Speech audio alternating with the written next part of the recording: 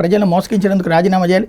రాష్ట్ర కాంగ్రెస్ అధ్యక్షురాలు షర్మిల మండిపాటు. వైకాపా అధ్యక్షుడు మాజీ సీఎం జగన్పై పీసీసీ అధ్యక్షురాలు షర్మిల మరోసారి మండిపడ్డారు. ప్రతిపక్ష హోదా ఇస్తేనే శాసనసభ సమావేశాలకు హాజరవుతాను జగన్ పేర్కొనడం ఆయన అజ్ఞానానికి దర్శనమని ఆమె తీవ్రస్థాయిలో విమర్శించారన్నటువంటి వార్తని హైలైట్ చేశారు. ఇకపోతే సమన్వయంతో వికసిత భారత్ అంటూ బీజేపీ సీఎంలతో భేటీలో మోడీ మన ఆటగాళ్లకు మద్దతు ఇవ్వాలని మన్ కీ బాత్లో ప్రధాని పిలుపు. కేంద్ర ప్రభుత్వం రాష్ట్రాలు సమన్వయంతో గట్టి ప్రయత్నాలు చేయడం ద్వారా వికసిత భారత్ను సాకారం చేసుకోవచ్చని ప్రధాని నరేంద్ర మోడీ చెప్పారు. సాంస్కృతిక వారసత్వాన్ని అభివృద్ధిపరచడం, పురోగమన శకాన్ని నిర్మించుకోవడం కూడా వికసిత భారత్ ఆలోచనలు ప్రత్యేక స్థానం కలిగి ఉన్నాయని తెలిపారు.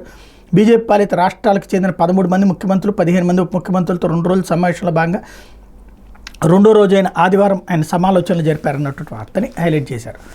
ఇకపోతే సాక్షి వచ్చేటప్పటికి ఉపాధికి హాని అంటూ నిరుపేదల పొట్టకొడుతూ పనులపై రాజకీయ గుణపం, టీడీపీ నేతల ఒత్తిళ్లతో రాష్ట్రంలో ఫీల్డ్ అసిస్టెంట్ల తొలగింపు, తమ వాళ్ళనే నియమించాలంటే అధికారులకు బెదిరింపులు, డబ్బులు వసూలు చేసుకుంటూ అధికార పార్టీ నేతల దందా, అటు పొలం పనులు సాకేటి ఉపాధికి దూరమై పేదల అవస్థలు. ఉపాధి హామీ యాక్టివ్ జాబ్ కార్డుదారుల సంఖ్య 56.15 లక్షలు.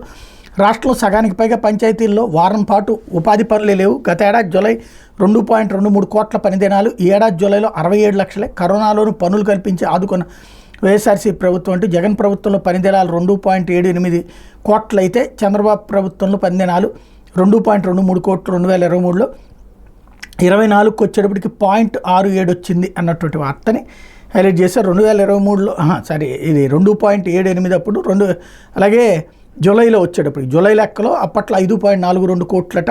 తర్వాత తెలుగుదేశం 2.78 కోట్లట.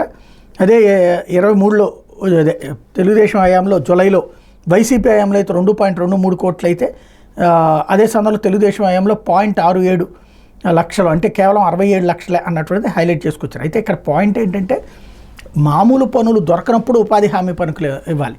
ఇప్పుడు మామూలు పనులే బోల్డ్ అని ఉన్నాయి ప్రజలకి, అట్లాంటప్పుడు ఎందుకు ఇవ్వాలి అన్నటువంటిదే ఇక్కడ అసలు పాయింట్.